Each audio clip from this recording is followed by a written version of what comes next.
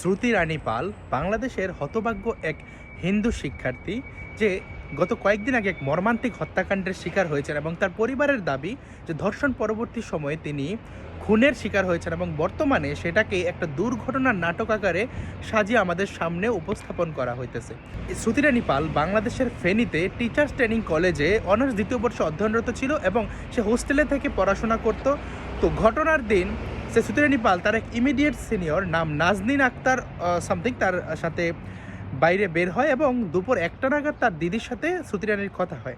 দুপুর 3টা নাগাদ শ্রুতি রানীর দিদির কাছে কল যায় যে শ্রুতি নাকি মিরসরাইতে দুর্ঘটনার শিকার হয়েছে। এখন দেখেন, ফেনী থেকে মিরসরাই চলে গেছে। তার পরিবার যখন তাকে খুঁজতে মিরসরাই যায়, পরবর্তীতে বলা হয় তাকে নাকি চট্টগ্রাম মেডিকেল কলেজে নেওয়া যাওয়া হয়েছে এবং সেখানে এই নাজনীন এবং আরেকটি ছেলে নাম মোহাম্মদ তানভীর, সে বলে তানভীরের বাইকের পিছনে নাকি শ্রুতি বসে ছিল এবং রোড ডিভাইডারের উপরে নাকি বাইক তুলে দেওয়ার পরবর্তী সময় শ্রুতি এই দুর্ঘটনার কবলে পড়ছে।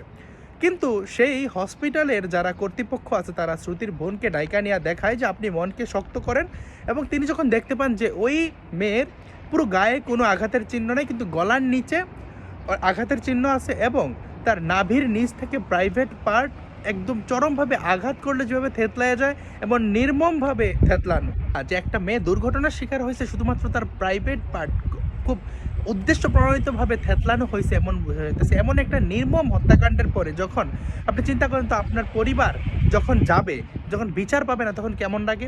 এই শ্রুতির পরিবার তার পোস্টমর্টম করানোর জন্য যখন যায়, তারা করতে রাজি হয় না, বলে পুলিশের পারমিশন লাগবে। পুলিশের কাছে গেলে এই থানার পুলিশ বলে ওই থানা, ওই থানার পুলিশ বলে এই থানা, এবং তারা বক্তব্যে বলছে তারা কোনো ধরনের প্রশাসন থেকে সহযোগিতা পায় না। কিন্তু দেখবেন যে 24 ঘন্টা 48 ঘন্টা হয়ে গেলে বলবে যে এটা তো পোস্টমর্টম করা যাবে না।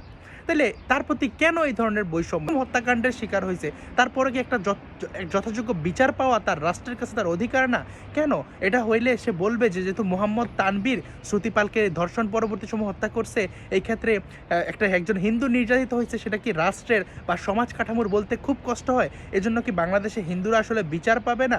এটাকে কেন চাপা দেওয়ার চেষ্টা চলছে সেটা আমি বুঝতেছি না। কেউ জিজ্ঞেস করলে বলবে যে এটা নিয়ে এইজন প্রোপাগান্ডা করবে, এইজন প্রোপাগান্ডা করবে। দেখেন, প্রোপাগান্ডা যেহেতু না হয়, এই জন্যই তো প্রপার তদন্ত এবং বিচার হওয়া প্রয়োজন। একটা মেয়ে ফেনী থেকে মিরসরাইতে চলে গেছে এবং তার গলার নিচে এবং তার প্রাইভেট পার্টে আঘাতের চিহ্ন আছে, তারপর কেন প্রশাসন এত হয়রানি করবে তদন্ত করার জন্য? এবং বলা হইতেছে যে আপনারা সিসিটিভি ফুটে জানেন, তাইলে আমরা তদন্ত করব, মামলা নিব। মামলা পর্যন্ত নিতে চাইতেছে না। সবচেয়ে দুঃখজনক বিষয়, শ্রুতি রানী পাল বাংলাদেশের গীতা শিক্ষা কার্যক্রমকে এগিয়ে নিতে অনেক ভূমিকা রাখতেছিল। ছোট ছোট বাচ্চাদের গীতা শিক্ষা কার্যক্রমে সে সাহায্য করত।